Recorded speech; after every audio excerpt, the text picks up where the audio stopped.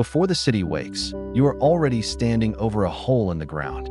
Below you is not a tunnel, not a mine, not a grave. It is a cesspit, and tonight, it is your workplace. The smell reaches you before the lantern does. It rises from years of waste, stagnant water, rotten straw, spoiled food, and everything the city wanted to forget. In the 18th century, before modern sewer systems could carry waste away, many homes depended on cesspits beneath yards, cellars, privies, and fragile floors. When those pits filled, someone had to climb close enough to empty them. That someone was the night man, the night soil worker, the man paid to remove what the city produced in silence. You work after dark because the job is unbearable by daylight. The streets are quieter, the neighbors are behind shutters, and the worst odors can be moved while the city pretends not to notice. But darkness also hides the danger. A loose board, a weak wall, a rotten cover, one wrong step, and the pit can take you before anyone understands what happened. Your first rule is simple: do not trust the floor. In houses built over damp ground and leaking waste, timber could rot from below while looking solid from above. The second rule is even harder: do not breathe too deeply. The air inside a sealed pit could be heavy, foul, and dangerous long before anyone had the language of modern chemistry. Rotting organic matter can create air that sickens, overwhelms, or suffocates. To an 18th century worker, it was simply the bad air from below. You cannot see the threat. You feel it in the throat, in the eyes, in the sudden weakness of your legs, and in the panic of needing fresh air. There is no mask, no oxygen line, no rescue team waiting outside. There is only your crew, your rope, your lantern, and the hope that the pit does not decide tonight is yours. The job begins with sound. You listen for shifting sludge, creaking boards, dripping walls, and the hollow echo that tells you how deep the chamber might be. Then the bucket goes down. It scrapes the side. The rope tightens. The weight rises slowly, too heavy to rush, too foul to spill. Every lift tests your back and your stomach. Every spill makes the board slicker. Every delay traps you longer in the same poisoned air. Outside, a cart waits in the alley. What comes out of the pit must be carried through narrow passages, past doorways, over stones, and into the night. The city depends on this work, but it does not want to see the workers. The nightman survives not only the pit, but the contempt of the people above it. In some districts, chamber pots were emptied into streets and yards. Drains blocked, walls seeped. Cellars could become places where the city leaked into private life. A cesspit placed too close to a wall could soak through brick and timber. The house stayed upright only because nobody had yet discovered how badly the underside had been eaten away. This is why the work is never just dirty. It is architectural danger. The building itself may be part of the trap. You are not fighting a human enemy.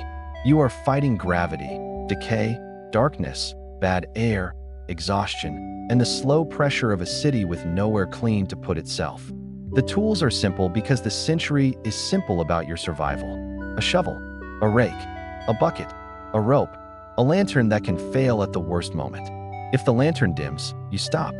Flame is not only light, it is a warning. Bad air can smother fire before it smothers you. But stopping costs money. Many nightmen were paid for the job, not for comfort. The longer you hesitate, the less the night belongs to you. So you move again, slow enough not to fall, fast enough not to breathe the pit for too long. The pit does not forgive panic. If you jerk the rope, the bucket swings. If the bucket swings, it hits the wall. If it spills, the floor becomes a trap. You learn to work by rhythm. Lower, scrape, lift, turn, carry, empty, return. Each movement small, repeated, and dangerous. And then comes the moment every crew fears. The pit is not emptying evenly. Something below has formed a mass too thick to lift cleanly. Now the job changes. You are no longer removing waste. You are breaking a blockage inside a chamber that can shift under pressure. The rake goes down. The handle trembles. You push into what the city has packed away for months, maybe years. If the mass loosens suddenly, the surface can move. If the surface moves, the bucket can disappear. If the bucket disappears, a man may follow it. A fall into a cesspit is not just humiliation. It is weight, suction, suffocation, darkness, and walls too slick to climb. This is why the rope around the worker matters. Not because it makes the job safe, but because it may be the only argument against being swallowed. Your crew is your survival system. One man watches the light. One controls the rope. One lifts. One listens for the sound of failing wood. No one can afford pride here. A strong man who ignores weakness becomes a body the others must pull out before dawn. The physical danger is obvious. The psychological danger is quieter. Hours in that smell can turn thought into fog. You begin to measure the world by what can betray you. A stare, a board, a rope fiber, a candle flame, a cough that does not stop. Above ground, London is noise, trade, taverns, churches, markets, and smoke. Below ground, it is storage for everything polite society refuses to name. The nightman moves between those two worlds. He is allowed into courtyards only because the household needs him, and forgotten as soon as the cart rolls away. Sometimes the waste is valuable. Night soil can be taken away for use as fertilizer. Filth becomes business. Survival becomes labor that feeds another economy.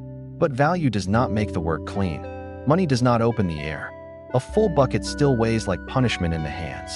By the middle of the night, your body begins to fail in small ways.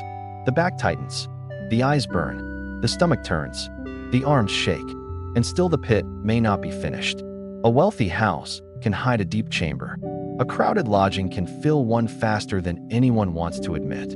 This is the hidden arithmetic of the old city. More people, more waste, more weight underground, and more danger for the men sent to remove it.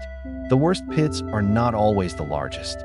Sometimes the deadliest are the ones squeezed into corners, under stairs, behind walls, where a man cannot turn properly. In a cramped pit, rescue becomes geometry. Can two men reach you? Can the rope clear the beam? Can the ladder hold on the rotten floor? Every object has a second meaning. The ladder is escape. The beam is support. The bucket is income. The same bucket can pull you off balance. A nightman survives by respecting small things. Not heroic gestures, not strength alone. Small things, dry footing, steady hands, shared signals, fresh air. If you rush, the pit wins. If you freeze, the air wins. Survival lives in the narrow space between panic and delay. Then, near dawn, the yard changes. The air grows colder. The first sound of wheels and vendors begins somewhere beyond the alley.